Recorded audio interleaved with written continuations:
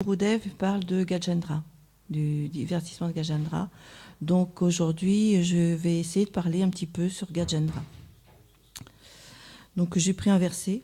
Alors, il y a 3 chapitres sur Gajendra, donc je ne vais pas vous lire tous les chapitres de Gajendra. J'en ai choisi un. Alors, j'en ai choisi 2 même. Itam Gajendra Sayadapa Sankatam Pranasya Deiva Vishajo Yadrichaya Aparaya Matma Vimokshane Shiram Dayavam Imam Buddhim Atabhyapatyata. Quand le roi des éléphants vit que par le dessein de la Providence, il se trouvait à la merci du crocodile et qu'il ne pouvait échapper au danger qui le menaçait, étant revêtu d'un corps matériel et réduit à l'impuissance en la circonstance, il eut très peur d'être tué. Il se mit alors à réfléchir longuement et en vint finalement à la décision suivante. J'ai oublié de vous donner le verset, c'est le chant 8, chapitre 2, verset 32. Et vous avez le verset 31. Et vous avez le verset 32 qui suit. « Ni les autres éléphants, ni mes amis, ni mes parents n'ont pu me soustraire au danger. Quant à mes compagnes, à plus forte raison, elles ne peuvent rien faire pour moi. C'est par la raison de la Providence que j'ai été attaqué par ce crocodile. Je vais donc chercher refuge en Dieu, la personne suprême, qui donne toujours asile à tous les êtres, y compris aux grandes personnalités. »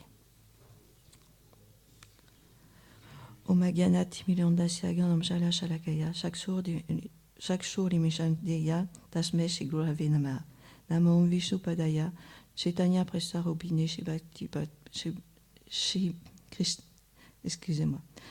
Bhakti Chandaya Yati Goswami Namini. Namo Vishnu Padaya Golanga Prasarobhine Shibhakti Vibudaya Vai Buddhanaiti Namini.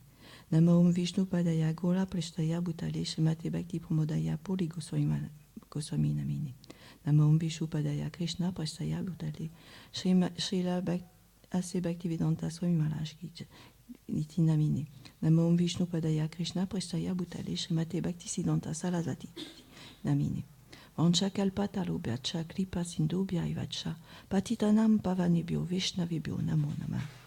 Et Krishna Karuna Sindhu Dinabando Jagatpate Gopesha Gopika Kanta Radha Kanta Namostute.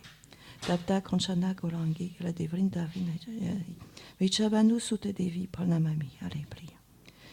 Jai Shri Krishna Chaitanya Prabhu Nityananda Shri Advaita Gadadhar Shivasati Gola Bhakta Vrinda. Hare Krishna, Krishna, Krishna, Hare Hare. Hare Ram, Ram, Hare Hare. Donc on va, avant de raconter l'histoire, on va planter un petit peu ce qu'on appelle le décor au théâtre. C'est donc l'histoire de Gajendra qui est aux prises avec un crocodile. Donc Gajendra, c'est un éléphant, mais dans sa vie précédente, c'était un dévot du Seigneur. Il s'appelait le roi Indradyumna, et il était toujours il était vraiment dans l'adoration du Seigneur, et il gérait son royaume, selon les règles védiques bien sûr, et toujours de façon à ce que tous les êtres vivants soient heureux, y compris les animaux, toujours. Hein. Et suivant les règles védiques, à l'âge de la 50aine, il s'est retiré de la vie de famille pour prendre Vanapasta. Donc il a construit un ermitage dans une montagne et il s'est retiré dans cet ermitage et il adorait le Seigneur en permanence dans cet ermitage, en silence. Et puis un jour qu'il était en méditation, alors il y a le sage, je ne sais plus comment il s'appelle, oui, le sage Agastya Rishi, qui est arrivé dans cet ermitage avec ses nombreux disciples. Et les 2 traditions, quand un sage arrive n'importe quel endroit, de l'accueillir, de lui offrir des fleurs, lui baigner les pieds, lui offrir du prasad, etc. Or, comme Gajendra était, Indradyumna était dans sa méditation, il n'a pas accueilli le sage. Donc le sage a été très très en colère et il lui a donné une malédiction, c'était de devenir un éléphant. Parce qu'un éléphant, c'est quelqu'un qui a l'esprit obtus, qui ne comprend rien, qui est dans l'ignorance. Donc, Indradyumna va donc, dans sa vie suivante, devenir un éléphant, sous le nom de Gajendra. Quant au crocodile, le crocodile, c'était le roi de la planète des Gandharvas. Il s'appelait le roi Ou.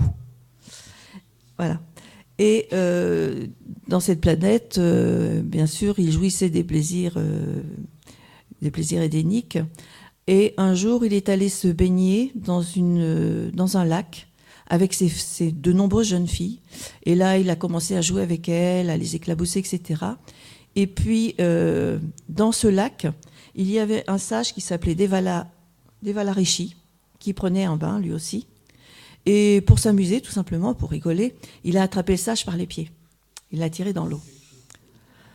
Alors, de la même façon que Agastya Rishi n'avait pas été content, eh bien, Devala Rishi, lui aussi, est devenu très, très en colère.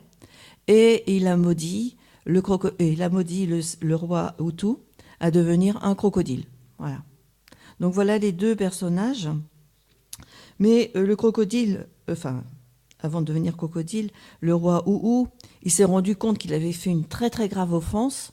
Donc tout de suite, il a demandé pardon au sage. Il a supplié de lui enlever sa malédiction.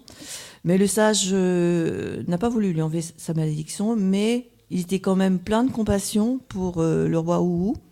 Alors il lui a dit qu'il serait délivré de sa malédiction quand le Gajendra serait libéré par le Seigneur. Voilà.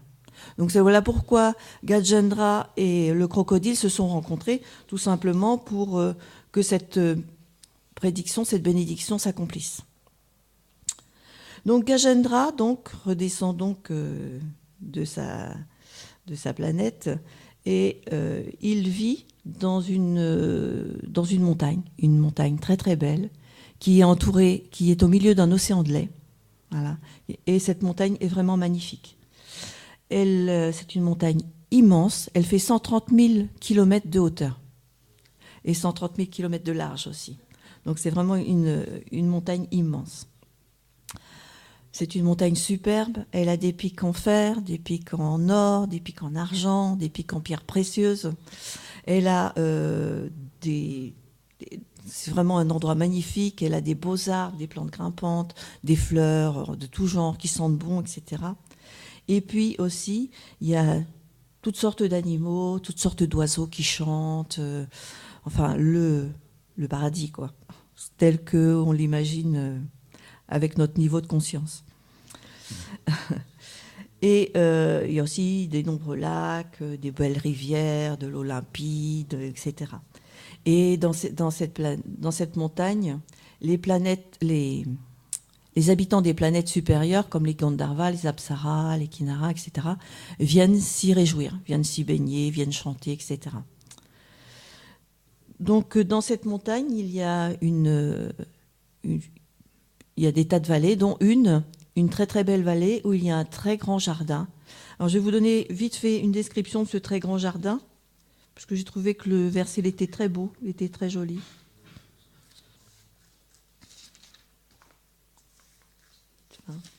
C'est le verset 8 de 20. Dans ce jardin s'étend un très grand lac couvert de lotus d'or brillant et de fleurs telles que les kumudas, les kalaras, les upalas et les satapatras, qui tous contribuent à rehausser la beauté magnifique de la montagne. On y trouve également différents arbres comme les bilvas, les kapitas, des jambiras et des balatakas. Le bourdonnement des abeilles enivrées de miel se mêle au chant très mélodieux des oiseaux. Le lac est peuplé de cygnes, de karandavas, de chakravata, de grues, de bandes de poules d'eau, de datyuka, de koyachti et d'autres oiseaux. Ces eaux sont parsemées du pollen tombé des lotus à cause des remous créés par les déplacements des poissons et des tortues. Des fleurs variées, alors il y a toute une sorte de fleurs, Kadamba, Kataka, etc., je ne vais pas toutes les donner. Différentes espèces d'arbres qui portent fleurs et fruits en toute saison parent d'une façon splendide les bords de ce lac. La montagne est ainsi somptueusement embellie. Voilà. Donc on peut imaginer un petit peu ce que ça peut représenter. Donc Gajendra vivait quand même plus ou moins dans un beau paradis. Voilà. Et un jour, donc Gajendra, avait de nombreuses femelles et de nombreux enfants, et il se promenait dans cette vallée. Et ça faisait longtemps qu'il se promenait, il était très fatigué, et il avait très soif. Donc il est attiré par le parfum des fleurs de ce lac. Il va donc arriver dans ce lac. Le Gajendra, c'était un éléphant très très puissant, c'était le roi des éléphants, c'était un roi énorme.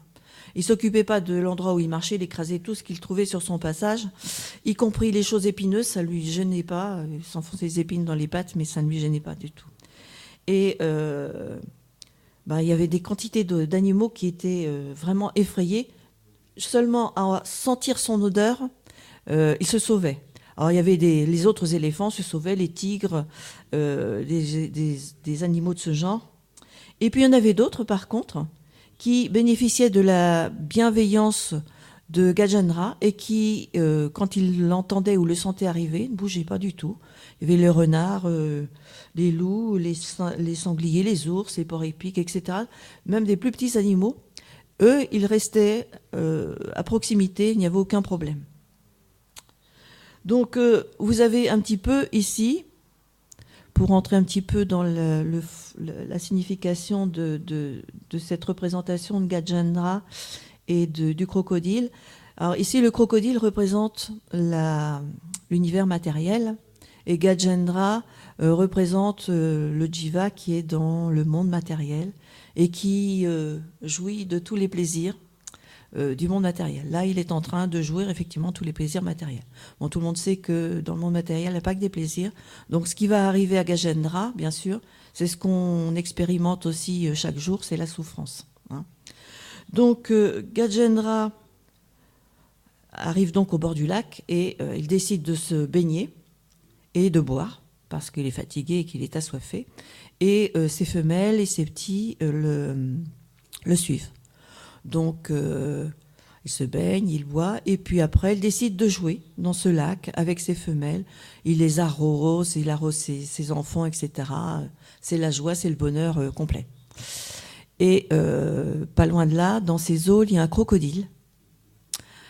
Donc le fameux crocodile qui n'est pas content du tout parce qu'il est en train de remuer les eaux, qu'il le dérange, etc. Donc ce crocodile arrive et lui attrape la patte. Attrape une patte et commence à le tirer au fond de l'eau pour le manger. Alors Gajendra, bien sûr, va se débattre et essayer de sortir, mais il n'y arrive pas. Alors pendant ce temps-là, les femelles pleurent, ces femmes pleurent, se lamentent, mais ne savent pas quoi faire. Les autres éléphants, ils essaient de le tirer de l'eau, mais ils n'ont pas la force non plus. Et le combat va durer pendant 1000 ans. Pendant 1000 ans, Gajendra et le crocodile vont tirer. De temps en temps, le Gajendra va avoir un petit peu le dessus, va réussir à sortir. De temps en temps, c'est le crocodile qui le tire vers le fond. Mais personne n'est gagnant. Mais peu à peu, du fait que Gajendra n'est pas dans son élément, l'eau, c'est pas son élément, c'est l'élément du crocodile, et qu'il ne va pas pouvoir manger puisqu'il est dans l'eau, Gajendra, peu à peu, perd sa force physique. Et comme il perd sa force physique, il va perdre aussi sa force mentale. Et le crocodile, lui, comme il est dans son élément, peut continuer à se nourrir et va commencer à avoir beaucoup plus de force. Donc, à un moment, Gajendra va se rendre compte qu'il est perdu et qu'il va finir par arriver au fond de l'eau. Hein.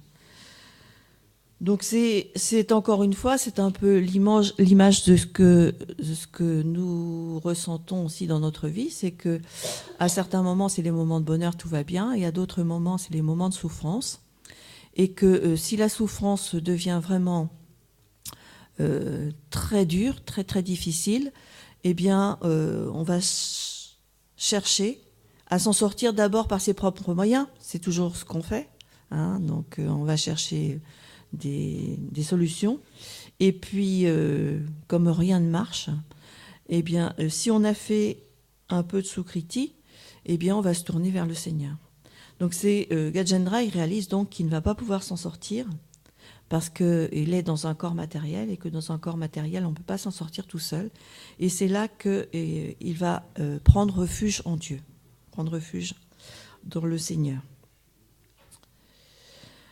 Donc, dans la Bhagavad Gita, donc c'est à notre image, comme je vous le disais, et dans la Bhagavad Gita, il est dit que pour pouvoir s'abandonner au Seigneur, il y a 4 sortes de personnes. Il faut avoir un petit peu de piété.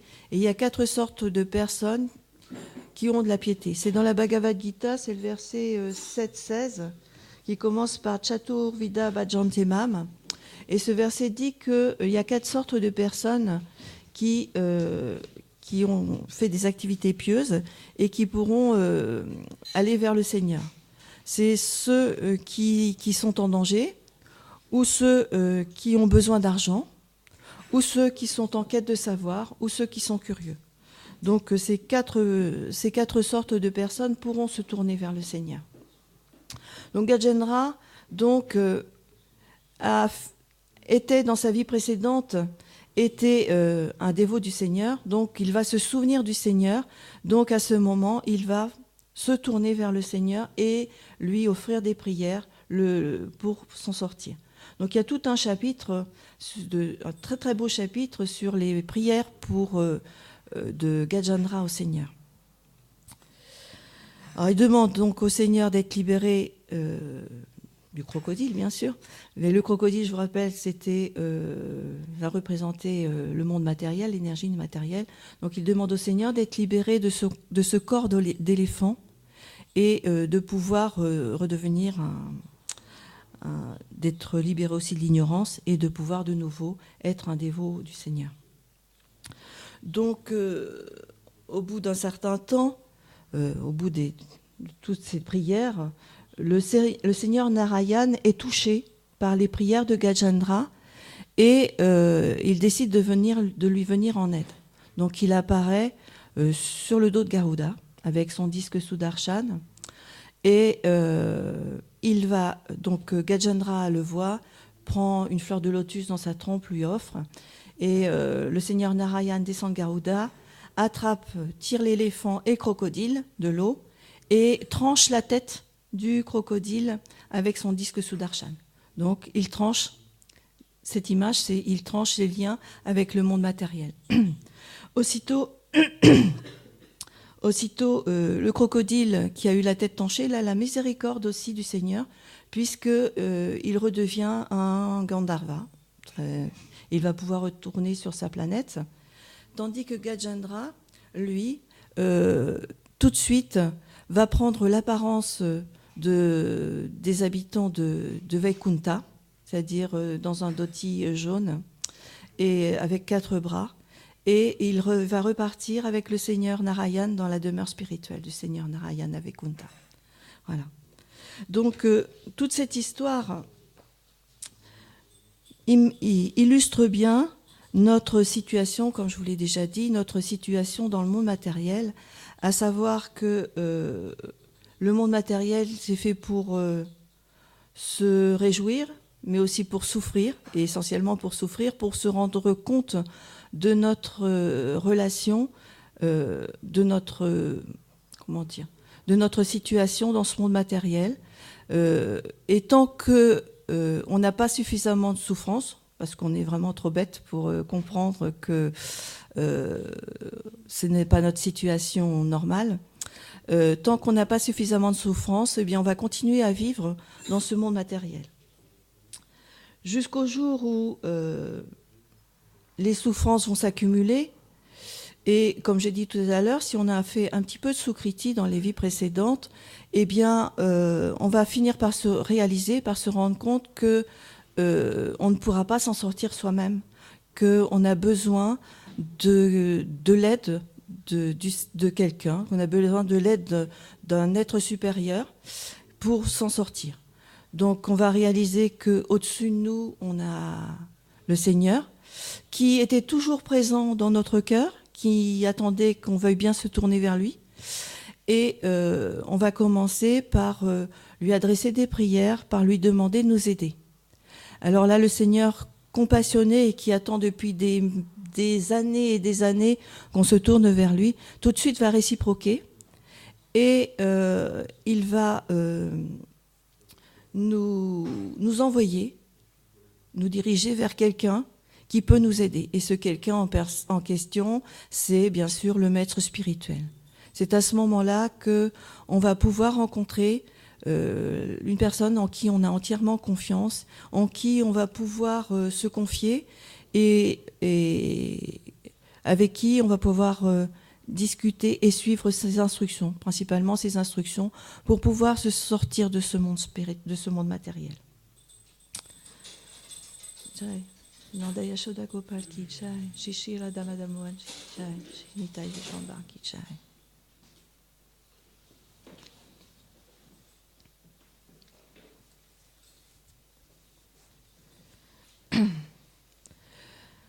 Donc,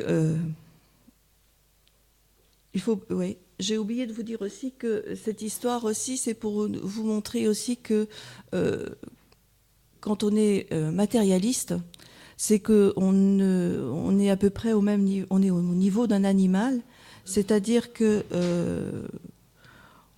comment dire,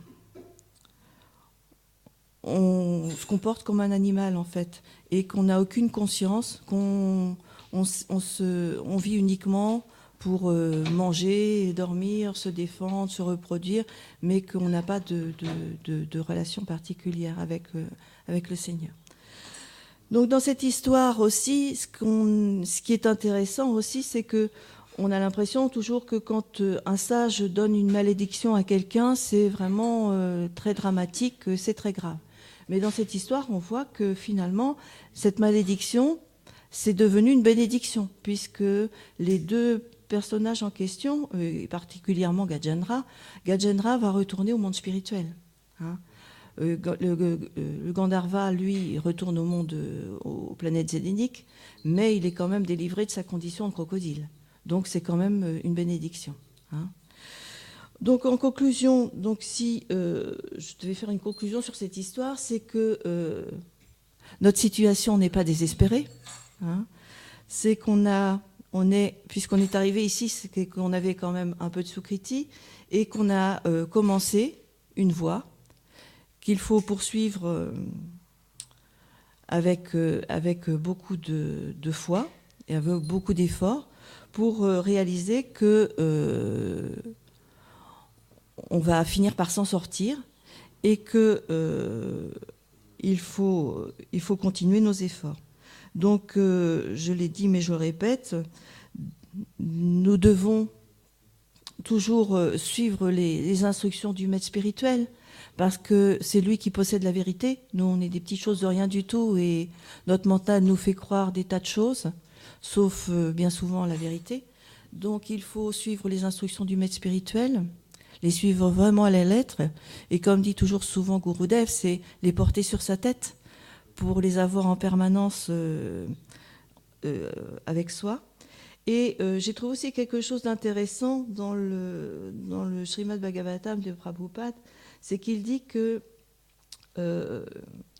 il faut... attendez, je ne me souviens plus exactement.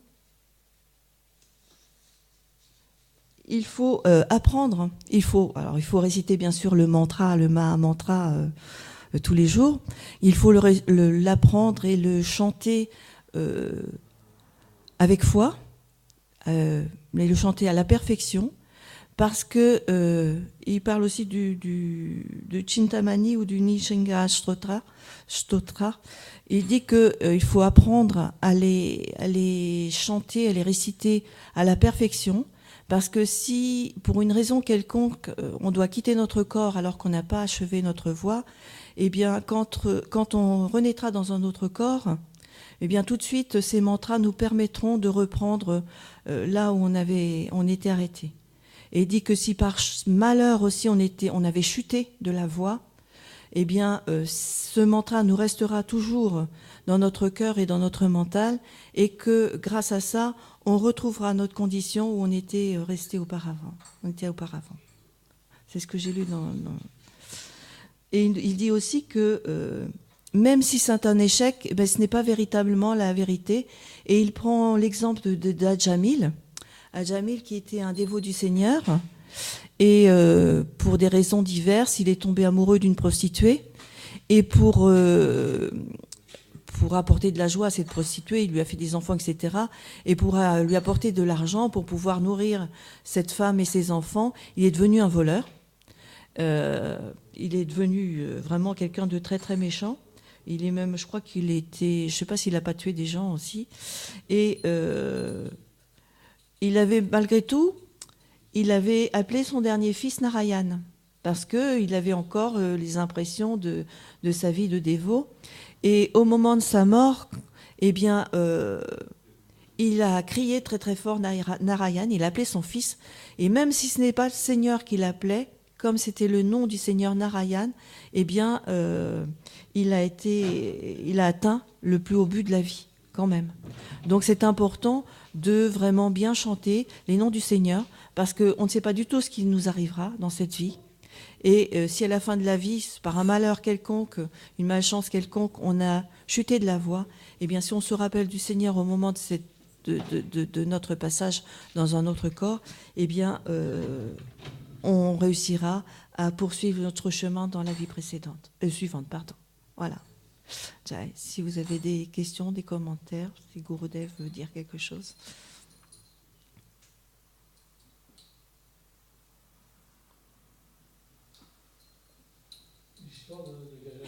Vous voulez le micro, Gurudev ?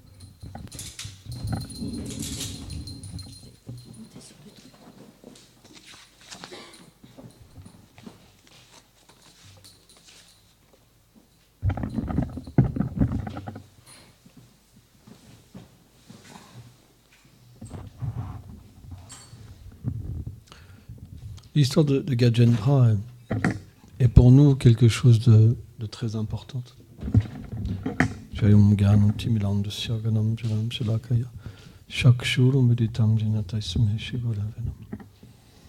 Parce que Krishna est très miséricordieux avec ses dévots.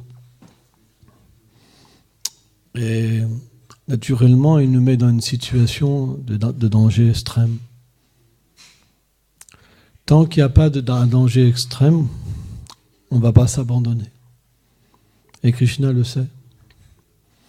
Donc il va créer une situation pour qu'on puisse complètement s'abandonner.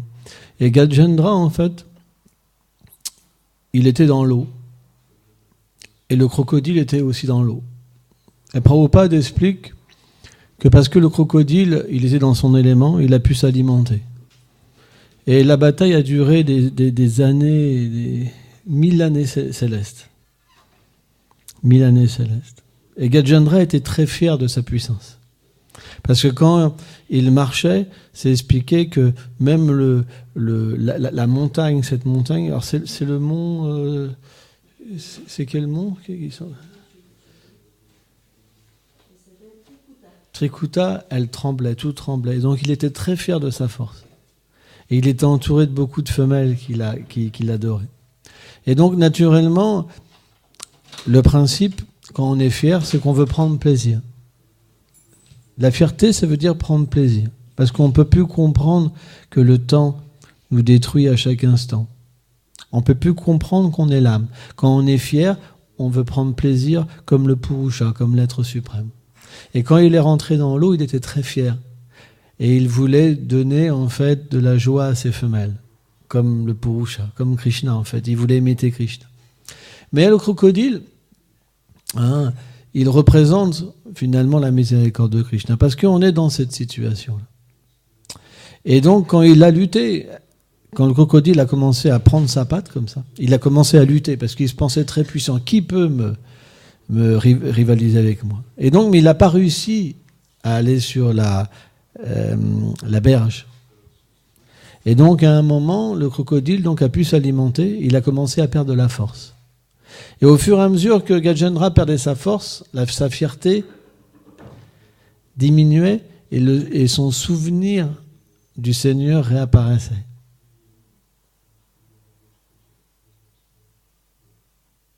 Sa connexion, en fait, avec ses vies passées revenait.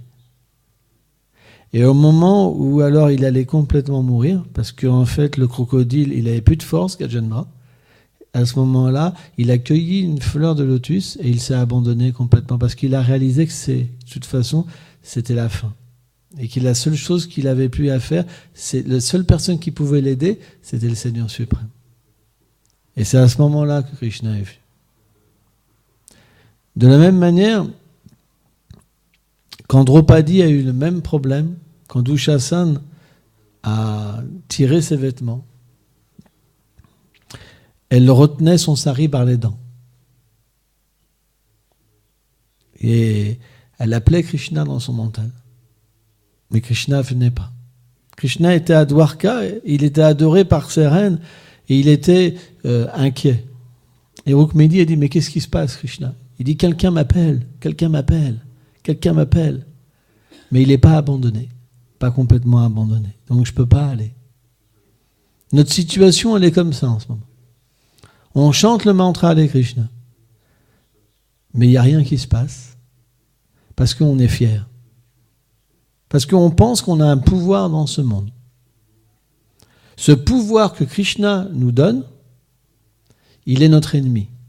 Parce qu'on se l'approprie. On pense que ces qualités qu'on a, c'est notre pouvoir à nous. Mais quand la difficulté vient, qu'est-ce qu'on réalise finalement? Que rien n'est à nous. Qu'on est là, mais qu'on s'est trompé complètement. Ça veut dire que la coque devient vide. Tous nos pouvoirs qu'on a, toute notre connaissance qu'on a, toute notre agilité, notre beauté, tout devient complètement insignifiant et on devient nu et on voit qu'on est l'âme. Dans ce moment-là, on voit qu'on est l'âme. On voit qu'on s'est trompé.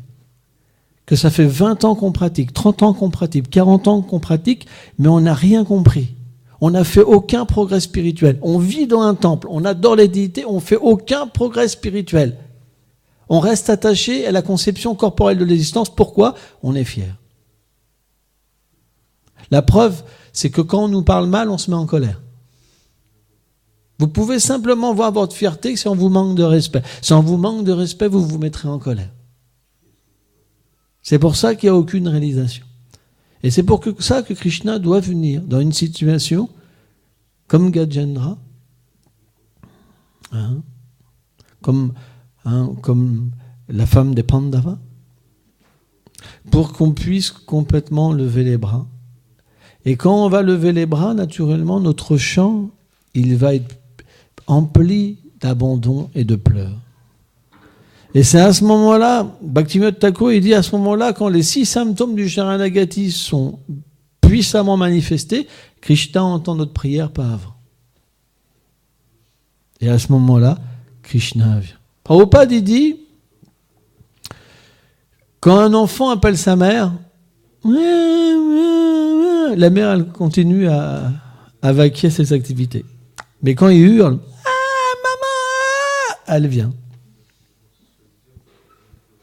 Que ça soit à 2h du matin, à 1h du matin, à 3h du matin, à 5h, à 6h, la mère vient. Parce que c'est la nature de la mère. Mais comme la mère, elle a beaucoup de choses à faire, elle ne va pas venir d'une manière inutile. Parce que l'enfant, il fait n'importe quoi. Vous comprenez? De la même manière, on fait n'importe quoi. Bien qu'on ait un tilak, un dhoti, on fait semblant d'avoir besoin du Seigneur suprême. On a plus confiance dans notre refuge qu'en son refuge. Alors bien sûr, notre refuge, il est quand même vacillant. C'est pour ça qu'on est un dévot. Mais il nous reste de la force. Et c'est à cause de ça qu'on ne s'abandonne pas. Il y a un petit peu d'abandon, mais pas assez. Et Krishna va faire en sorte que graduellement, cet ego va être détruit. Il va faire une circonstance. Il va créer, en fait, chacun de nous va avoir un théâtre qui va se manifester pour que tout le château s'écroule. Et chacun, c'est différent. Il y en a un, ça peut être à travers la vie de famille. Il y en a un, ça peut être même en tant que gourou avec des disciples. Tout va s'écrouler pour qu'il puisse s'abandonner. Parce que c'est la nature de Krishna qu'à un moment, on sera obligé d'être nu. Et c'est là qu'on peut voir qu'on a reçu la miséricorde, pas avant. Parce qu'à ce moment-là, on peut avoir le darshan de Krishna. Pas avant. Le darshan de Krishna, il ne sera pas disponible tant que l'abandon ne sera pas à 100%. Pourquoi Krishna viendrait? Par exemple, si on prend un exemple pour finir. Est-ce qu'on va révéler notre cœur à n'importe qui? On va naturellement établir une relation avant et voir si quelqu'un est prêt à tout sacrifier pour nous. À ce moment-là, on va pouvoir lui révéler notre cœur. Est-ce qu'on va révéler notre cœur à quelqu'un qui va nous tricher? À quelqu'un qu'on sait qui triche tout le monde? Qui va faire ça? Vous comprenez? Pourquoi Krishna viendrait voir une personne qui n'est pas complètement abandonnée? Ce n'est pas le monde de Krishna. Krishna dit Yatamam Prapadante. Il est réciproque avec l'amour de ses dévots. Donc, de la même manière, quand le dévot a une attitude de service, Krishna devient son serviteur. Quand un dévot a une attitude d'amitié, Krishna devient son ami. Quand un dévot a une attitude parentale, Krishna devient son enfant. Et quand un dévot a une attitude amoureuse, Krishna devient son amoureux. C'est pas plus compliqué que ça. Si vous avez une attitude de businessman, Krishna vous donnera le paradis, les biens matériels. Ça sera celui-là qui comblera vos désirs. Voilà, en ce moment, on a simplement ce qu'on doit recevoir du Seigneur suprême, pas plus. C'est nous le problème, c'est pas lui. En ce moment, si on ne voit pas Krishna, c'est parce qu'on a un problème. C'est que notre demande n'est pas claire. Notre but n'est pas clair. Et comme dit Lalitasaki Prabhupada, explique, ce mantra qu'on a reçu, même s'il n'est pas complètement efficient, parce qu'on n'a pas le désir, il ne peut pas se révéler, dans notre prochaine vie, il reviendra. Comme Gajendra. Gajendra, quand il est en difficulté, sa pratique est revenue. Et on reprendra. La seule différence, quand même, c'est que si on a été un dévot dans les vies passées, Krishna peut nous le refaire ressentir aussi, qu'on s'était trompé dans une vie passée, qu'on n'a pas été jusqu'au bout. Donc, dans cette vie-là, on va être vraiment sérieux. On ne voudra pas se refaire avoir une deuxième fois, ou une troisième fois, ou une quatrième fois. Voilà. Donc, quand on verra une belle fille nous sourire, on dira, ouais, ok, on m'a déjà fait le coup dans ma vie passée, par exemple. Ou un bel homme. C'est une réalité. Tant qu'on n'a pas pris la leçon, on recommence. On s'attache, on veut des enfants, on veut ceci, on veut cela. Mais comment on va développer l'abandon, puisqu'on devient attaché? Puisque la fausse conception va venir d'être ce corps et que c'est à moi. On est dans un piège, en fait. Donc c'est pourquoi, naturellement, il faut que Krishna vienne nous aider. Donc qu'est-ce qui se passe? Les enfants, ça fait du bruit. Prabhupada, il dit, c'est comme des grillons dans les oreilles tout le temps. Donc quand on reçoit la connaissance, Van Maharaj, il raconte une histoire qui est intéressante. Je vais vous la raconter. Et en fait, il y avait des brigands qui voulaient voler la chèvre d'un brahmana. Et le brahmana, en fait, il portait sa chèvre toujours sur ses épaules. Et il voulait faire un festin avec la chèvre. Donc, ils ont fait le plan de se planquer tous les 500 mètres pour lui dire qu'au lieu de la chèvre, il avait un chien sur ses épaules. Donc, il marchait, le brahmana. Et là, il y a des brigands qui sont aussi, mais t'es un brahmana, pourquoi tu portes un chien? Tu ne devrais pas porter un chien. Mais il dit, c'est pas un chien, c'est une chèvre. Et puis, il continue. Deuxième clan. Les brigands sortent, mais il dit, c'est un brahmana, pourquoi tu portes un chien? Il a dit, non, c'est une chèvre, pas un chien. Et puis là, il se dit, mince, mais pourquoi ils me disent que c'est un chien quand même? C'est bizarre, pourtant c'est bien une chèvre. Hein. Il continue à marcher. Et là, le troisième planque, il sort et dit, mais t'es un brahmana, pourquoi tu portes un chien? Tu devrais pas porter un chien. Il a dit non, c'est une chèvre, c'est pas un chien. Et puis il avance, puis il pose la chèvre, il dit c'est quand même bizarre, ça fait 3 fois qu'on me dit que c'est un chien. Et puis il la pousse comme ça, il fait bé. Bah non, c'est pas un chien, c'est une chèvre. Et puis il la remet, et puis il avance, et puis le 4e il sort, il dit mais pourquoi tu portes un chien? Tu ne devrais pas porter un chien, tu devrais le relâcher. Un brahmana, il ne porte pas de chien. Et en fait, il y a cru. Il dit, ça fait 4 fois ou 5 fois qu'on me dit quand même. Et donc, il a relâché la chèvre. Et en fait, les brigands se sont emparés de la chèvre et après, ils l'ont tuée. Donc, ça veut dire quoi? Ça veut dire qu'à force qu'on écoute les sadhus, on va changer d'attitude dans notre vie. Par exemple, quand Prabhupada, il explique que les cris des enfants, c'est comme des grillons, ça va devenir des grillons, ça va devenir désagréable.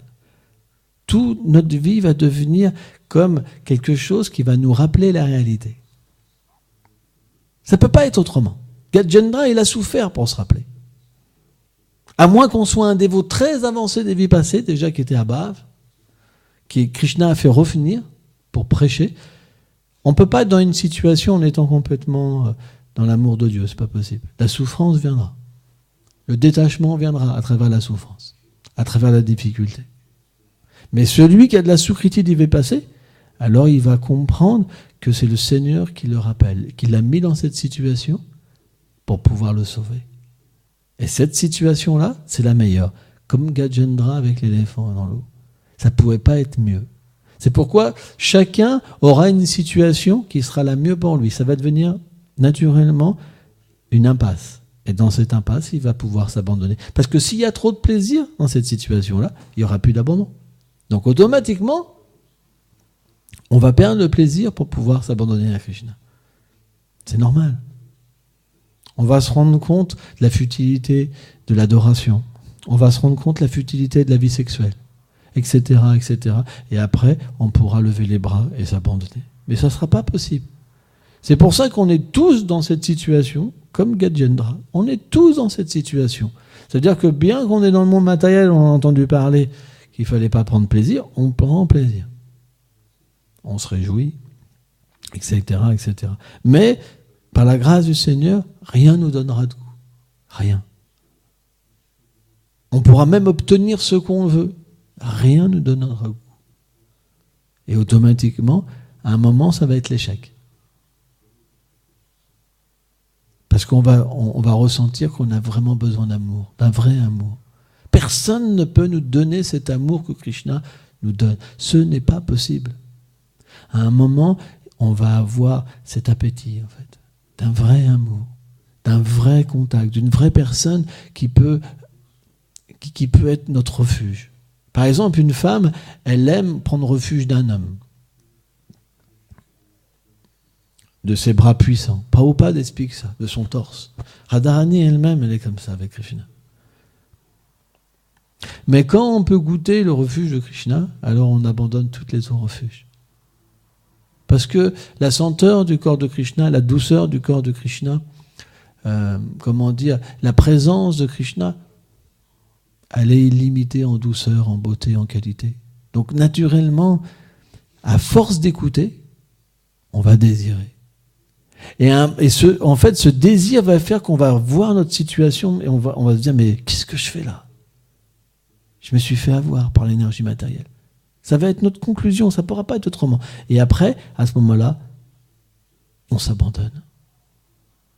L'abandon, ça ne veut pas dire qu'on quitte l'environnement. Mais intérieurement, on a réalisé que ce n'est pas notre réalité éternelle. Et c'est à ce moment-là qu'on peut chanter avec sérieux, pas avant. Tant qu'il y a la fierté d'illusion, on ne peut pas chanter. C'est pour ça que le principe d'écouter les sadhus, c'est le principe le plus important. C'est comme le brahmana. Et on lui a dit, c'est pas une chèvre, mais un chien. C'est pas une chèvre, mais un chien. C'est pas une chèvre. On va entendre, t'es pas le corps, t'es pas le corps. Maman, bah oui, je suis pas le corps. Pourtant, on l'a pas réalisé. Mais on va commencer à agir comme quelqu'un qui est pas le corps. On va commencer à renoncer. Et à un moment, on va commencer à vouloir aimer Krishna. Et à un moment, Krishna va venir dans notre vie. Donc c'est graduel. Donc suivant nos vies passées, on accepte une situation.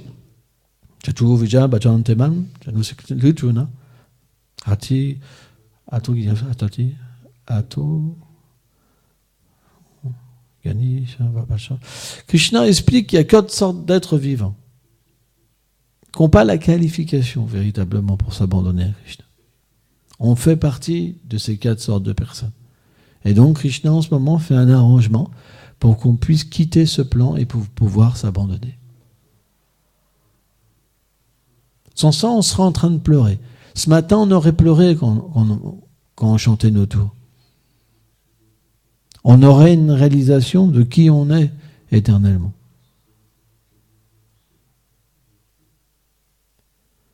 On ne pourrait pas être fatigué quand Harikatha entre dans notre oreille. Pourquoi on est fatigué? Parce que Harikatha, les gloires de Krishna n'arrivent pas à rentrer dans notre oreille et toucher notre cœur.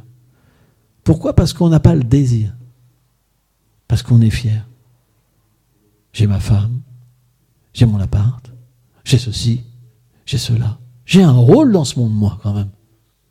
C'est une réalité, c'est vrai. C'est ma réalité. Donc ça ne peut pas rentrer. Parce qu'il y a ces désirs qui empêchent. C'est comme des bouchons. Ça ne peut pas rentrer.